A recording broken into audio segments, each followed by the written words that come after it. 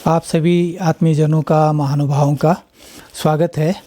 आज आप देख रहे होंगे कि बहुत ही स्पीड से हम आगे को बढ़ रहे हैं। हम जा रहे हैं कौसानी की ओर। चनौदा से आगे निकल गए हैं और बहुत ही आप सुंदर दृश्य देख रहे होंगे। यहाँ पर सड़कें भी बहुत अच्छी बनी हुई हैं। हालांकि अभी इनके किनारे पर पैरापीट वगैरह का काम हो रहा है, तो थोड़ा सा रेता बजरी फैली हुई है सड़कों पे, लेकिन बहुत सुंदर सड़कें बनी हुई हैं। बहुत अच्छी साफ़ सुथरी सड़कें हैं। यहाँ घूमना आना बहुत अच्छा है आजकल। तो कौसानी के निकट एक छानी लोसाल करके एक जगह है, बिजोरिया बैंड से नीचे। बस इस स्थान पर जहाँ आप देख रहे होंगे, इस स्थान पर बहुत प्राचीन मंदिर है रुद्रेश्वर महादेव जी का। तो उनका जीर्णोद्वार हुआ है मंदिर का, और वहाँ पर नवनिर्मित शिव मंदिर में सुंदरकांड के साथ साथ मंदिर में शिव उपासना आराधना का शुभ कार्य भी संपन्न होना है। वहाँ कीर्तन भजन तथा महाप्रसाद का आयोजन भी है। ये बिजोरिया बैंड है। बिजोरिया बैंड आपने देखा सुना होगा, तो आपको याद आ रहा होगा। हम कौसानी की ओर मुड़ रहे हैं। तो मैं आपको बता रहा था कि रुद्रेश्वर मंदिर में आज एक और भी कार्यक्रम है। वो है ब्रह्मा कुमारी ईश्वरी विश्वविद्यालय के तत्वाधान में एक ज्ञान योग प्रदर्शनी भी वहाँ पर, उसका भी कार्यक्रम है। वो भी हम आपको दिखाएंगे वहाँ। तो हम ये कौसानी पहुँचने वाले हैं, करीब 1 किलोमीटर के आसपास है। और इसके निकट यहाँ पर एक बहुत ही सुंदर मंदिर बना हुआ है सड़क के किनारे पर। यहाँ पर पानी भी स्रोत है, प्राकृतिक स्रोत है। और कौसानी के निकट हम आ गए हैं। जैसे कि कौसानी के विषय में आप जानते ही हैं, ये बागेश्वर ज़िले में आता है और पर्यटन स्थल है, हिल स्टेशन कहते हैं। बहुत अच्छे अच्छे होटल यहाँ पर बने हुए हैं। और यह कार्तिकेयपुर राज्य के अंतर्गत आता था। यहाँ पर चंद्रवंश के राजाओं का राज्य भी रहा। इसका प्राचीन नाम जो है वलना की पहाड़ियाँ, मैं कहीं पर पढ़ रहा था, वलना की पहाड़ियाँ। ये इसकी मार्केट आ गई है कौसानी की। बहुत सुंदर यहाँ पर होटल हैं, बहुत अच्छी व्यवस्थाएं हैं। जो भी टूरिस्ट आते हैं बहुत ही अच्छा अनुभव करके जाते हैं यहाँ से। तो गांधी जी ने 1929 में अनासक्ति योग पर यहाँ पर टिप्पणी लिखी थी, और उनको यह स्थान बहुत पसंद आया था। यहाँ का जो पर्यावरण है, यहाँ का जो वातावरण है, आबोहवा है, तो उन्होंने कहा था कि ये भारत का स्विट्ज़रलैंड है। गांधी जी के विचार रहे। और यह स्थान जो है, हम प्रसिद्ध जो कवि रहे सुमित्रानंद पंत जी का जन्म स्थान के नाम से भी है। और वर्तमान में यह जिला बागेश्वर में, जैसे कि बताया। और ये इसकी मार्केट है। बहुत सुंदर व्यवस्था यहाँ पर, साफ़ सुथरा शहर है ये, और ग्रामीण अंचल में बसा हुआ है। और हम पीछे की ओर को जा रहे हैं, जहाँ से त्रिशूल, नंदा देवी, पंचाचूली आदि जो पहाड़ियाँ दिखाई देती हैं। देखते हैं, ऐसे तो आज बादल छा गए हैं, तो हिमालय ढक गया है, फिर भी बहुत सुंदर नज़ारा दिख रहा है। आप देख पा रहे होंगे, ब्राज भी खिल गई, जबकि अभी फरवरी का महीना है। तो देखिए, बहुत सुंदर नज़ारा यहाँ का, बहुत ही सुंदर नज़ारा। मन सच में तृप्त हो गया है इस प्रकृति को देख के। अब हम यहाँ से लौट रहे हैं, क्योंकि हमें फ़ोन आ गया है कि अब जल्दी आओ। और हमारे साथ भी कुछ लोग हैं, परिवार के सदस्य हैं, उनको भी वहाँ ले जाना है, छानी लोसाल मंदिर में। और रुद्रेश्वर का मंदिर है, और वहाँ पर जो प्रदर्शनी है उसके भी हम आपको दर्शन कराएंगे। तो हो रही है, वो कौन है? वो ये आत्मा है। लिखा है, इसको आध्यात्मिक रूप से आत्मा कहते हैं। हम 2 शब्दों का प्रयोग करते हैं, मैं और मेरा। शरीर के लिए हम क्या कहते हैं? मेरा हाथ, मेरा पैर, मेरा शरीर। कहते हैं मेरे सिर में आज बड़ा दर्द है। किसने कहा मेरा सिर? इसका मतलब मैं सिर तो नहीं हुआ, मैं कोई अलग है। तो मैं कौन हूँ? मैं शरीर को चलाने वाली चेतन शक्ति हूँ, जो बोलती है इस मुख के द्वारा। मुख नहीं बोल रहा है। कौन बोल रहा है? मैं बोल रहा हूँ। मैं कौन? आत्मा। आध्यात्मिक रूप से जो आत्मा कहते हैं, अंग्रेजी में सोल कहते हैं, उर्दू में रूह कह देते हैं। मैं कहूँ अभी चुप। आत्मा सुनती है कानों के द्वारा, आत्मा देखती है आंखों के द्वारा, है ना? तो आत्मा ही हर कर्म करती है। और आत्मा जब बॉडी को छोड़ के निकल जाती है, इस बॉडी की कोई वैल्यू नहीं है। कोई वैल्यू है? नहीं है। तो वैल्यू जिसकी है, हम उसके लिए कुछ कर नहीं पाते। शरीर को हम नहलाते, धुलाते, खिलाते, इसकी बहुत देखभाल करते हैं, आत्मा की उतनी नहीं कर पाते जितनी हमें करनी चाहिए। तो यहाँ बताया गया कि आत्मा जब इस शरीर में है तो इसको जीवात्मा कहते हैं। आत्मा भ्रुकुटी के मध्य में है, यहाँ पर अभी पंडित जी ने तिलक लगाया, यहाँ नहीं लगाया, यहीं लगाया, इसे भ्रुकुटी कहा गया। दोनों भौहों के बीच में बनी हुई एक कुटिया है, यहाँ पर हाइपोथैलेमस एक पार्ट है। साइंस आत्मा नहीं कहता, साइंस उसको कहता है conscious part of the body कहता है, कॉन्शियसनेस कहता है, चेतना कहता है, ऊर्जा कहता है उसको। तो इस शरीर की जो ऊर्जा है इसके ठीक बीच में पीछे यहाँ पर इसकी सीध में यहाँ पर हाइपोथैलेमस और पिट्यूटरी ग्लैंड के बीच में वो कॉन्शियसनेस रहती है जो ये सारा काम करती है, क्योंकि यहीं पर ब्रेन भी हमारा ब्रेन कंट्रोलर है पूरी बॉडी का, है ना। तो इसीलिए तिलक यहाँ पे लगाते हैं, माताएं बहनें बिंदी भी यहीं पे लगाती हैं। और फिर पहले तिलक लगाते हैं पंडित जी, फिर क्या लगाते हैं है जी, अक्षत लगाते हैं। चावल नहीं कहते उसको अक्षत कहते हैं। क्यों कहते हैं? इसका मतलब ही यही है कि मैं आत्मा हूँ, ज्योति स्वरूप हूँ और कैसे हूँ, अक्षत का मतलब जिसको क्षत नहीं किया जा सकता, इम्पेरिशेबल, जिसको काटा नहीं जा सकता। इसके लिए गीता में लिखा है नैनम छिन्दन्ति शस्त्राणि नैनम दहति पावकः, लिखा है ना। तो शरीर को काट सकते हैं, आत्मा को कोई नहीं काट सकता। शरीर विनाशी है, आत्मा अजर हमारा विनाशी है। आत्मा यात्रा पर है, अभी आत्मा इस शरीर में है और हो सकता है कल ये शरीर छोड़ दे तो कोई दूसरा शरीर लेगी, है ना। आगे हम देखेंगे चित्रों में क्या कौन सा शरीर लेती है। तो आत्मा की जो है 3 शक्तियाँ हैं, मन, बुद्धि और संस्कार। मन सोचता है, मन के लिए लोग कहते हैं मन बड़ा पापी है, मन बेलगाम घोड़ा है, मन तो बड़ा चंचल है, ऐसा ही बोला उसमें। मन के बारे में कईयों ने लिखा, बड़े बड़े विद्वानों ने लिखा कि मन ही नहीं लगता है। लेकिन परमात्मा ने हमें बताया है कि मन जो है एक फैक्ट्री है जहाँ विचार पैदा होते हैं। आप यहाँ आज आए तो ऐसी थोड़ी आ गए, आपके मन में विचार आया कि चलो वहाँ की आज सुंदरकांड है वहाँ चलते हैं। जिन्होंने सुंदरकांड का, भाई साहब ने सुंदरकांड का आयोजन करवाया, आप सभी ने, आपके मन में पहले विचार आया होगा, ऐसे थोड़ी कर दिया। आज अखबार उठा के आप देखिए 90% जो समाचार हैं निगेटिव हैं। कहीं चोरी है, भ्रष्टाचार है, हत्या है, बलात्कार है, भ्रष्टाचार कहाँ पैदा हो रहा है? ये मनुष्य के मन में ही पहले पैदा होता है। तो परमात्मा कहते हैं मन के विचार अगर श्रेष्ठ हो जाएं तो हमारे कर्म भी श्रेष्ठ हो जाएं। तो इसमें मैं डिटेल में नहीं बता रहा अभी, क्योंकि मन में 4 प्रकार के विचार पैदा होते हैं। मैं खाली शॉर्ट में बताता हूँ। एक आवश्यक विचार होते हैं, जैसे दूध लाना है, यहाँ से सामान उठाना है, जिसके लिए हम कोई पानी डालना है खेत में, ये आवश्यक विचार हैं। एक होता है व्यर्थ के विचार, जिसमें हम बीती बातों का चिंतन करते हैं, बीती बातें, क्योंकि उसने मेरे से ऐसा कह दिया, या भविष्य की चिंता करते हैं, भविष्य अभी देखा भी नहीं है ना। तो परमात्मा कहते हैं वर्तमान में अगर हम रहते हैं तो हमारा, क्योंकि आज का जो वर्तमान है, आज का दिन, वो कल क्या हो जाएगा, भविष्य हमारा भूतकाल हो जाएगा और भविष्य भी सुंदर होगा उससे।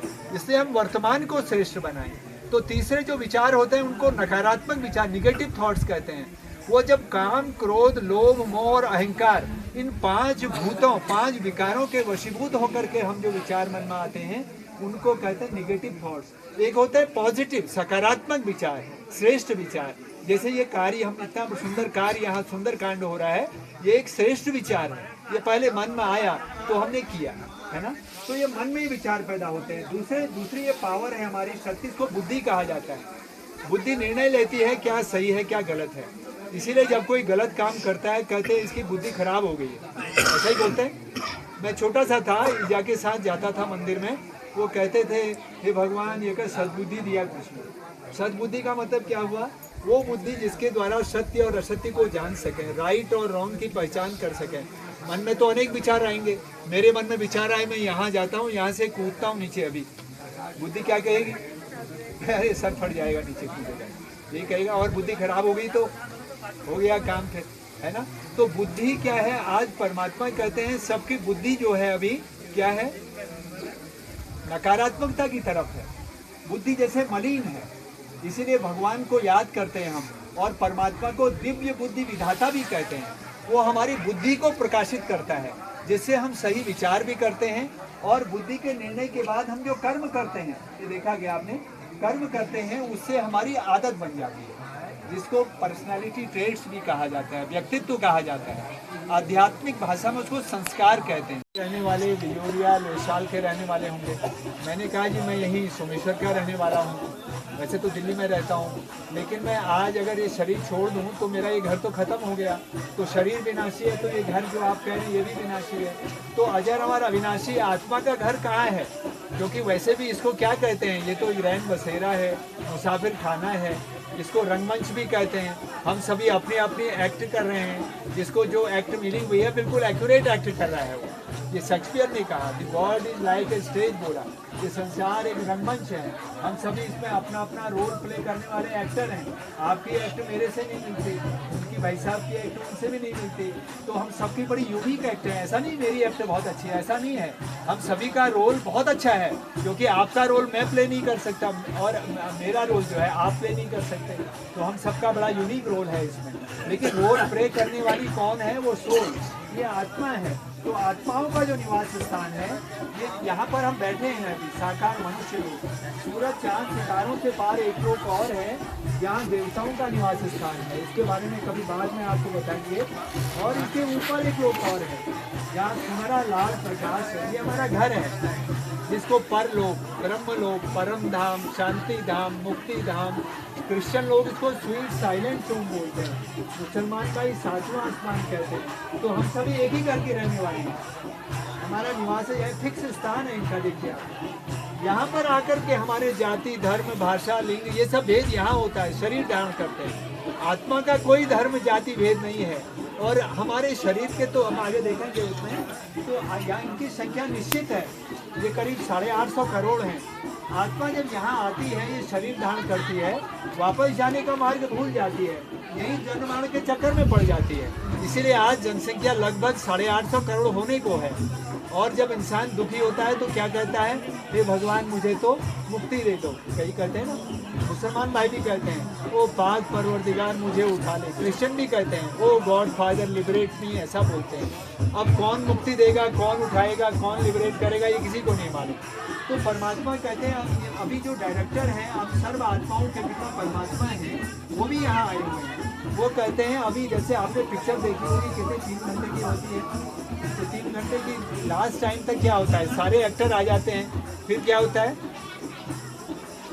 फिर क्या होता है, दी एंड हो जाता है। तो डायरेक्टर जो है, और एक और विशेष बात है, आप लोगों ने फिल्म तो देखी होगी, तो फिल्म का जो डायरेक्टर है वो हर एक्टर के बारे में जानता है, वो पूरे ड्रामा की स्टोरी भी जानता है, एक्टर नहीं जानता।